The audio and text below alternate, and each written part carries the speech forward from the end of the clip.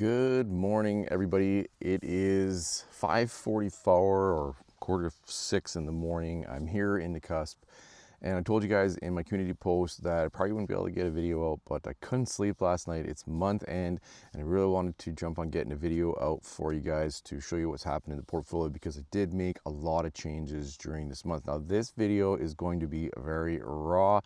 As you can see here, I'm sitting on the beautiful beach in the cusp, and way off in the distance there, I don't know if you guys can see it, there's a forest fire that started yesterday. There's also one that started down here, although I don't see any smoke from it. But this is our traditional place to come every month. And so, like I said, this is going to be super raw. I'm going to have to shoot and edit all of this right here on the beach before my wife and kids get up, because we're actually heading out to go to natural hot springs today. But enough about that. Let's talk about the portfolio. So I was looking up some research. We come here every year, and last year when we were here, the portfolio was sitting at $281,000. Now, if we fast forward to the past month, the monthly update that I did, the portfolio was sitting at $360,000. And so it's very interesting for me to see that this year the portfolio is now sitting at, as of today, $385,000. So $385,470.19 to be exact. Now, we are using passive. If you're new to the channel, this is the tool that I use to track everything. It's a great tool because it can show you your dividends, how much money you've contributed, and of course what's going on in each part of your portfolio, in each account. And then you can set up asset allocations, rebalance, and all that good stuff. And I do get some people commenting saying that it sounds like a bit of an ad. And if it comes across that way, that's not the intent here, folks. It's just, I guess, maybe the way that I speak to the camera. I'm not too sure, but this is a great tool. And the fact is that it's free. They do have a paid version that you guys can use if you want to. Either way, I would recommend it.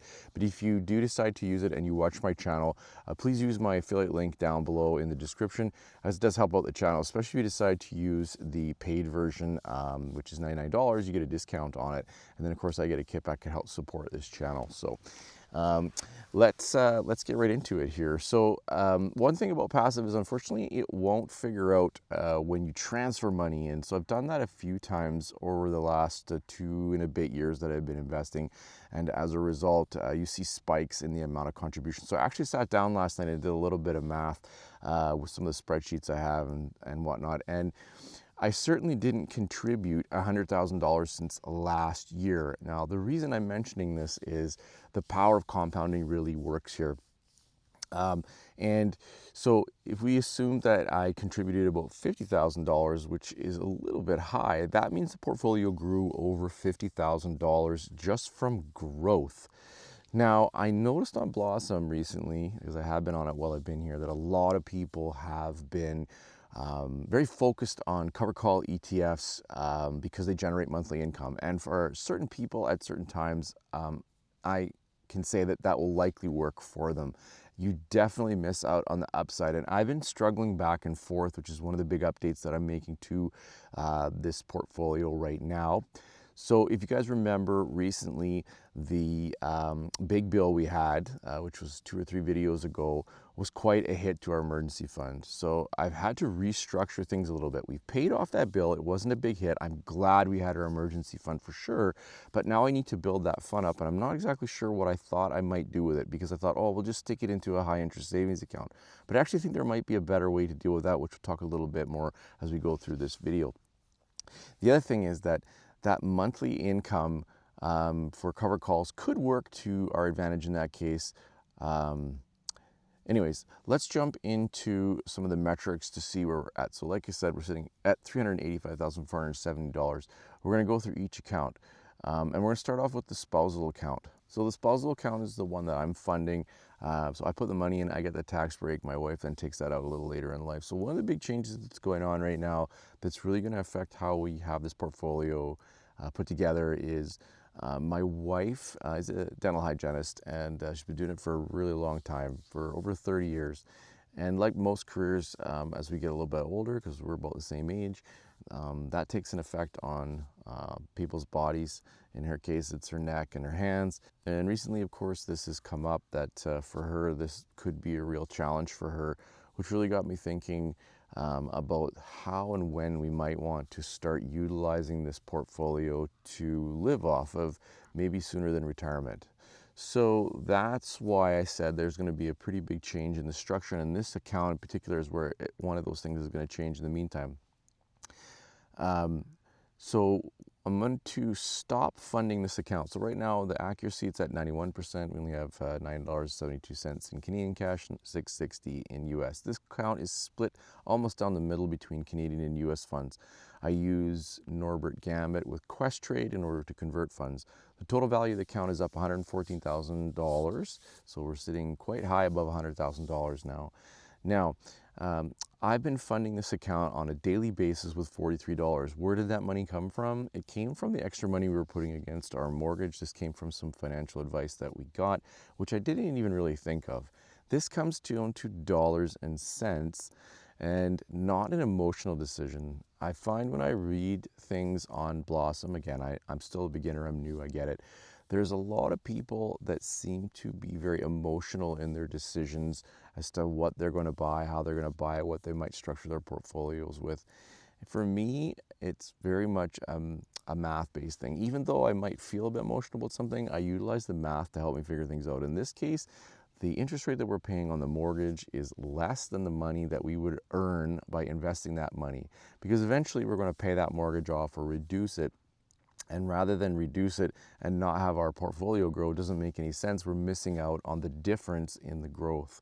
So this account's getting funded every single day with $43 a day, which brings me to big change number one. I need to build that emergency fund up again. And in order to do that, I had to figure out where we're going to find some money. Yes, I could do it every 2 weeks when we get a paycheck, but the easiest way to do it is to stop funding this account for now, to build up that emergency fund again. And it won't take too long. I'm hoping it'll take maybe 6 weeks, maybe 8, so a couple months, and then we'll start funding this account again. And if we have extra cash, we'll make the difference up of that $43 a day. That $43 a day works out to around $2,000 a month. So we're going to work towards that. So this account has grown quite a bit. All right, so we're going to look at just the month of July. This will give you a good idea where things are as a whole, because these numbers are true when it comes to passive. So in the last month, we contributed $5,475. The net change in the account was $15,173. So the rate of return there is 2.59%. The investment growth is $9,698. Now, if you think about that, so I contributed a little bit over $5,000, yet the portfolio grew an additional $10,000 over the last month. And that's huge. And I don't have a significant amount of covered calls in this portfolio. I have some. So that's all growth. And I think over time here, I want to really test this. I have that series I started on testing out covered calls to see, do they really work? How do they work? What's the best way to use them in your portfolio, especially as I get closer to retirement? And these numbers here absolutely blew me away. To think that the portfolio would grow so much invested in the growth ETFs that I'm invested in. Remember, I'm internationally diversified as well, which is a key to your portfolio. So average monthly dividends in the month of July were $866.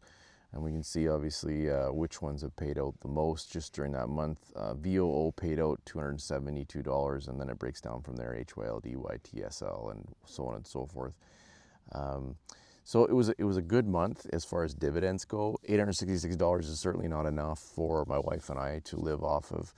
When you consider our situation, our kids are 11 and 12 years old, and I'm 52 and my wife's 51. So we'd have to generate quite a bit more income than that, which is why I'm going to switch to this 80-20%, and we'll see if we can generate enough income that, say, if my wife stopped working, could we live off the money from those dividends? All right, I told you this is going to be a bit of a raw video, and I won't have a lot of things that I normally do in my videos because I can't edit the way I want to, but I just want to go over a few of the changes that I made over the last month.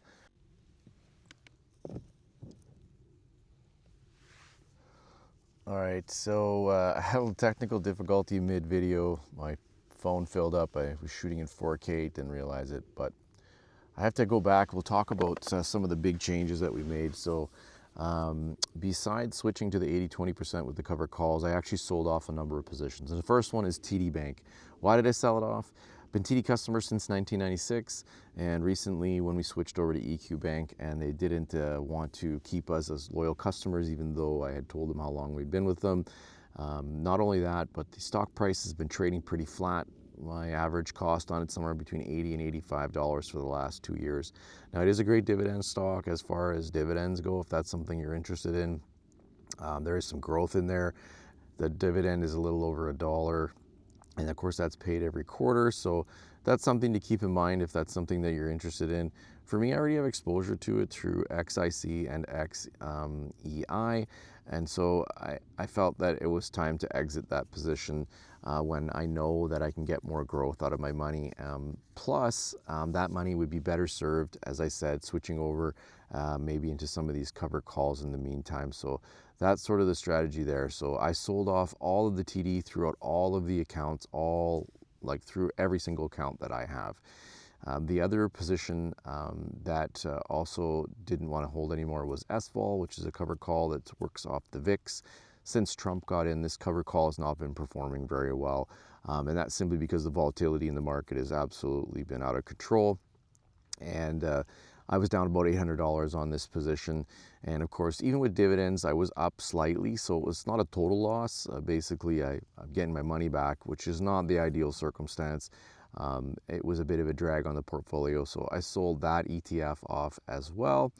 And finally, the covered call EQCL, I sold that one off as well. The MER was a little bit higher than it is for one of the covered calls that I'm actually going to put the money into, so we'll jump right over and we'll talk about that part. So I'm able to track things with a spreadsheet, and that's what we're looking at here. And so what I did is when I sold off the TD, the SVOL, and the EQCL, I restructured the account. Remember, I said 80-20%. So that last video that I did is where I talked about that change in strategy. That 20% is going to be these covered call ETFs. And like I said, that's to generate monthly income, to see if we could make enough with only 20% of the portfolio. And I'll go over the numbers of what that looks like in just a second, because my wife, like I said, could be facing not working. And so we want to see if that's going to work in the future, because this type of approach definitely garners a lot of attention. What are you giving up the upside? And like I said in the beginning of the video, the portfolio is growing a lot on the growth side. So the dividends I'm earning are not super high, but there's definitely a lot of growth in the portfolio. So I want to structure it so that I still get a little bit of income, but I'm still having quite a bit of growth in the portfolio.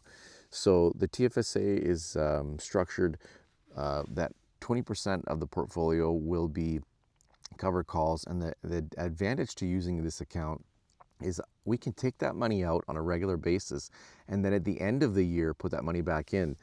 For us, we haven't maxed all that out, and as a result, that's a great tool for us to use in the meantime in order to see if this covered call strategy will actually work in our scenario. In your scenario, it might not work depending on your age. If you're younger, or if you're a lot older, it may work for you. And so we're going to test it and see how that works. So the positions that I'm holding right now are HYLD, HHIS, QQCL, USCL, and TSLY. USCL is the one that I swapped out. It has a little lower MER. And these ones I've chosen because they kind of mimic the way the portfolio is set up on the growth side, with S&P 500, the NASDAQ, and then a single stock, which is Tesla. And then obviously HHIS covers a lot of different positions, very similar to some of the ETFs that I hold. It's just a covered call strategy. So we'll have to monitor these closely and see how it performs over time. Okay, so at the bottom of the spreadsheet, I've laid out how much is being generated in each portion. So the total right now is $52,000 is in covered calls. To get to the 20%, it's going to be about $80,000, because we're just about to that $400,000 mark. And we're going to keep contributing to this account, so that will grow. Total monthly dividends or distributions is $706 right now. But of course, that doesn't include all of the other ETFs that pay on a quarterly basis or whatever. So there's distributions that are happening every single month, and we're well over that $1,000 mark. Now, it's not quite enough that my wife could live off that, but it's certainly a start until we get things kind of in place to see how that would really all pan out. And then the last thing I just wanted to show was this emergency fund. So we're using my wife's TFSA. We both have TFSAs, and there's lots of room left in that TFSA. And so I have an account set up in Wealthsimple all by itself to build up that TFSA. So, or pardon me, build up that emergency fund. Now that emergency fund is only going to be about $10,000, give or take. But in that account, it'll be clean and it'll show the growth of that account. So we're starting off with HYLD, USCL, and HHIS on the cover call side. And we're going to pair that against VFV. It'll be a 50-50 split. So we'll truly be able to see how this grows over time and which one's going to perform the best. I have my suspicions on how this will work out, but of course each strategy is slightly different. One is about income and one is about growth.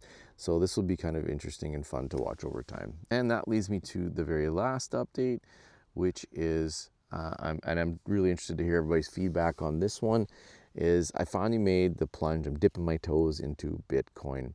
Now that account's held with Wealthsimple, and of course it's not a tax advantaged account. So that could be something that I might have to consider changing, because I don't know if I want. So the Bitcoin is set up to buy on its own. The account is funded on its own, and all I'm buying is $1 a day. It's not very much.